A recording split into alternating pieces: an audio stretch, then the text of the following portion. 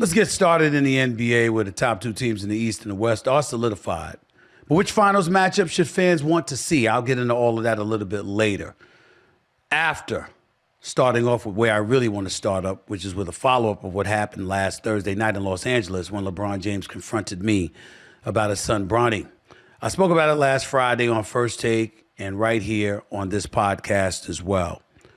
And obviously that made a lot of news because he approached me surprisingly and what have you, and it took off from there.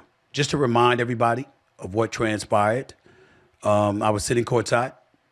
I was a guest of Ari Emanuel for William Morris Endeavor, their agency that represents me, one of the agencies that represents me, of course, and he was with Larry David, the actor and producer from Curb Your Enthusiasm. We were all sitting together. I was standing up. It was the third quarter. Out of a timeout, LeBron James rolled over on me and basically started speaking to me, getting in my face about stop effing with my son. That's my effing son. Stop effing with my son. And that was about the size of it. He didn't give me much of a chance to speak, to respond. You heard me last week allude to this on several occasions where I said that wasn't a basketball player approaching me. That was a father. That was a father protecting his son. And that I understood it. It's a few days later. My position has not changed in that regard. I do understand that. I truly, truly do. But what I said at that particular moment in time, which was this past Friday, was that had I had an opportunity to speak to LeBron, if the environment was conducive to that, not in the middle of a game, standing on the sideline, where my only recourse would be to make a scene by retaliating while a national audience was watching on TNT, sitting courtside just a few feet away from the Lakers bench. I was not going to do that, ladies and gentlemen. Forget the fact, or should it, wait, maybe we should forget the fact, that's up to you, but it was on the day where I was all over the news because news had percolated that I had reached a new contract extension with ESPN. It was that day. But that's neither here nor there. When that stuff happened, what I was going to say to LeBron James, which would have clearly made the situation worse, is what I said on national television Friday morning when I spoke about it on First Take on ESPN, and in the aftermath right here on the Stephen A. Smith Show over the digital airwaves of YouTube and, of course, iHeartRadio. I said that when I brought up Bronny James and I was speaking about him, the incident that clearly infuriated LeBron James so much, I wasn't talking about Bronny James. I was talking about you, LeBron James. And what threw me off was that LeBron James kept saying, stop shitting on my son. That's my effing son. That's my effing son. Stop shitting on my son. And that bothered me all weekend long because I was trying to figure out, when was I shitting on his son? And that's why I decided to come back and revisit this today. Because something happened over the weekend that seemed fairly innocuous to you all, but not to me. And I want you to see this clip right here and to see what they're saying. This is LeBron James talking to my ESPN and ABC colleague, Richard Jefferson, his former teammate. They won a championship together in Cleveland. Richard Jefferson now works for ESPN and ABC calling games, and LeBron was speaking to him prior to the game against Boston, in Boston, on Saturday night. And I would like you all to take a look at this and to see what they're saying LeBron said to Richard Jefferson. Take a look.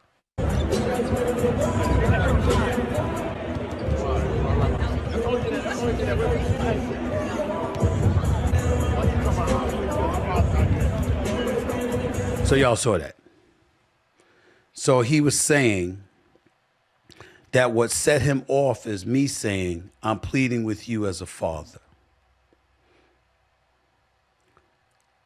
Ladies and gentlemen, he's alluding to what I said on January 29th, first on First Take, but now on here, on this show, the Stephen A. Smith Show, the same day. I addressed the topics on both platforms. Here's what I said on the Stephen A. Smith Show. Play this, please. With LeBron, the best of intentions. Wonderful father by all accounts. I'm not casting any aspersions on him. I'm saying, that's your son, bro. You know the game of basketball. He ain't ready yet. Why put him in that position? You had your moment being on the court with him. Now that kid's got to go earn his stripes, which I believe he will do. Watching him in the G League. You can't do this. You can't continue to let us see what we've been seeing. And I'm wrong.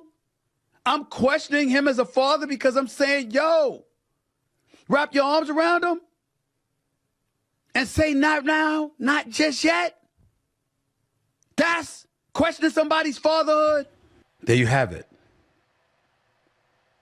That's what LeBron James was talking about. And on First Take that morning, I was saying, I'm pleading with LeBron James. Stop it. Stop this.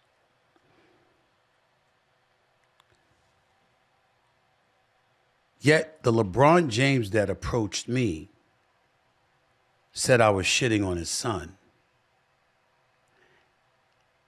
I'm perplexed at the moment because I don't believe I've ever done that. Had he said, you shitting on me and you talking about me as a father, I would have known exactly what he was talking about. And maybe it's best in the moment that I didn't recall that. I couldn't decipher what he was saying. Because I might have said what I was tempted to say. I was talking about you. We sit here more than a month later.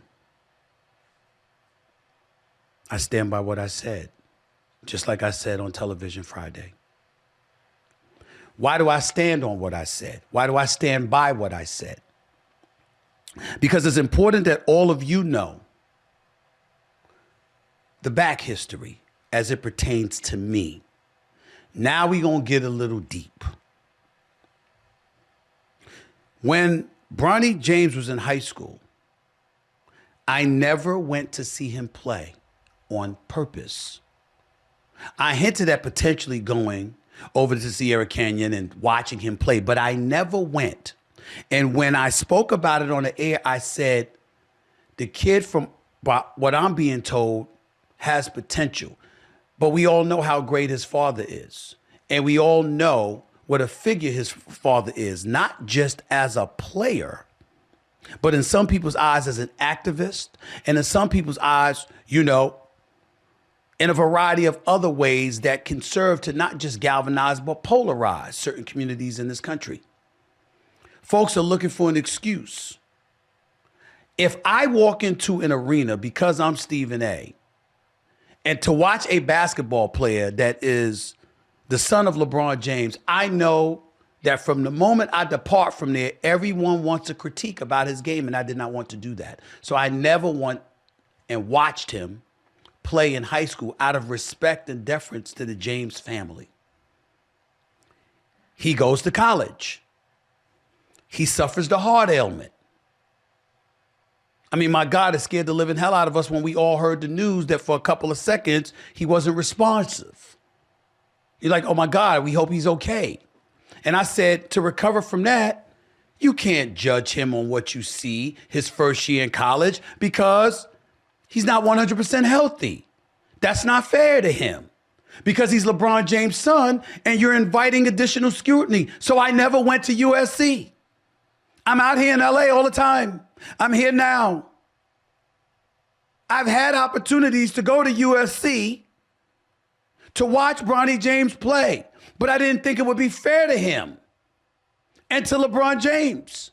So I never went. I never went.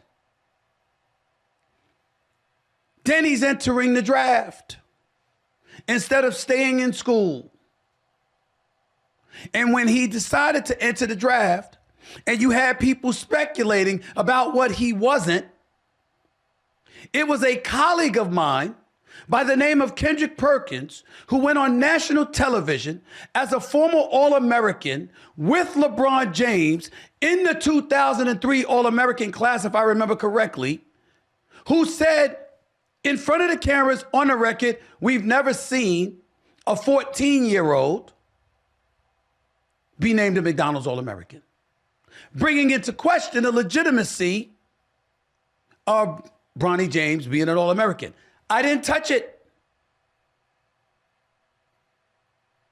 He gets drafted. But even while he got drafted, we were told Golden State might have been interested, Phoenix might have been interested, the Clippers were interested, Boston might have been interested, but were dissuaded from grabbing him because LeBron James and Rich Paul and Clutch Sports and those guys have made it very, very clear he's going to be a Laker. And they honored those wishes. We didn't say anything about that. Opening night, father and son, Ken Griffey Jr., Ken Griffey Sr. in attendance. Us who cover the league knows that people were going to question the merit, which means that the league would be reluctant to embrace this, that the Lakers, the most storied franchise in basketball annals outside of the Boston Celtics, would be reluctant to embrace it, but everybody did. And so did the media. So did I. I was in attendance, I was standing up, and I was clapping just like everybody else when he entered the game. And then ultimately the games were played. And all I said was, he's doing great in the G League, but on this level, he's not ready yet for a variety of reasons. Don't do this. Why did I say as a father? If it were a Kenyon Martin and his son, I wouldn't have said that. If it were a Carmelo Anthony and his son, I would not have said that. If it was a Glenn Big Dog Robinson and his son, I would not have said that. If it was Rick Barry and one of his sons, I would not have said that. I would not have said that about any of those folks because none of those folks had made headlines promoting their child to be in the NBA as a player or a star in the league.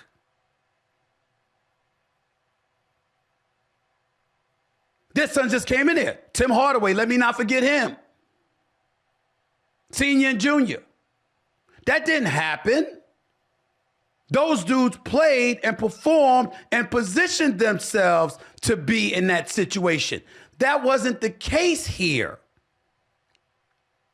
So for those, including LeBron, that were caught up in me saying, as a father, I'm saying, as a father, you said, I want to play with my son in the NBA.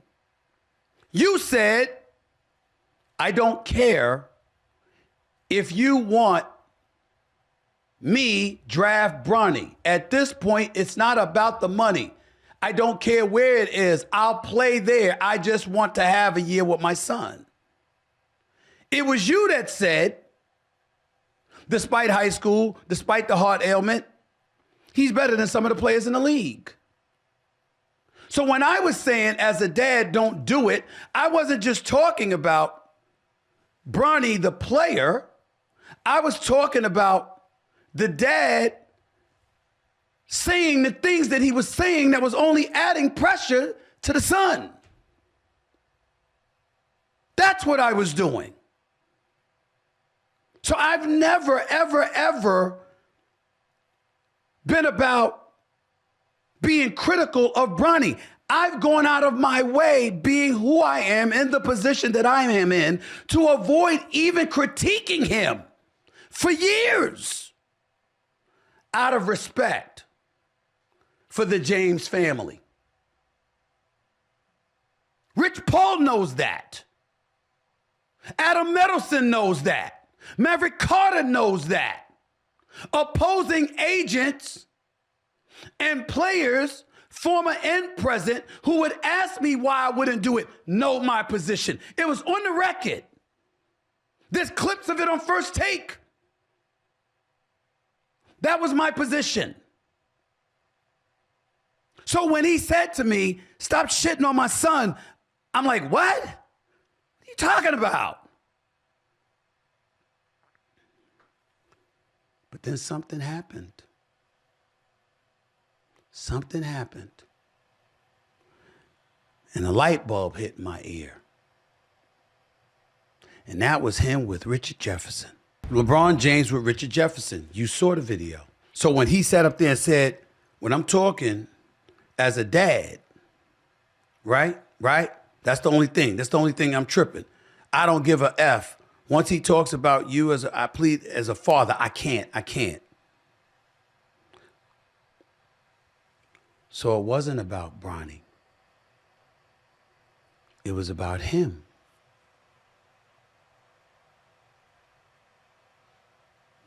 Those are his words. Once he said, as a father, that was about him. Which was my point January 29th. It's been about you. I don't want to have a critical word about Bronny James at this stage of his career. And I completely agree with LeBron's agent and the head of Clutch Sports, Rich Paul. We don't always agree. As a matter of fact, most of the time we don't agree at all, but we talk, and I respect the hell out of him. And he made very valid points, and I want to emphasize, Rich is just class. And I got a lot of love for Rich because he's decent at his core, and he's going to call you and talk to you man to man. He would have never did what LeBron James did Thursday night. He never would have done that. But that's neither here nor there. But Rich Paul made a point that Bronny should be contextualized and presented better. I agree with him on that. There's plenty of dudes in the NBA and who have been in the NBA over the years that have been drafted in the second round who struggle initially before getting their bearings under them and ultimately elevating their level of play. He is absolutely right. The reason why it's different for Bronny as opposed to others is because he's LeBron James' son. The NIL deals, the 4-year, $8 million contract, all of these other things that come with it that doesn't happen for the average 55th pick overall in the second round of an NBA draft. The fact of the matter is that there's plenty of dudes that have come in the second round and it takes them a couple of years, in some cases longer, to get their bearings under them. He is absolutely right. But having said all of that, that again buffers my point. It was never about Bronny. I wouldn't do that to a kid.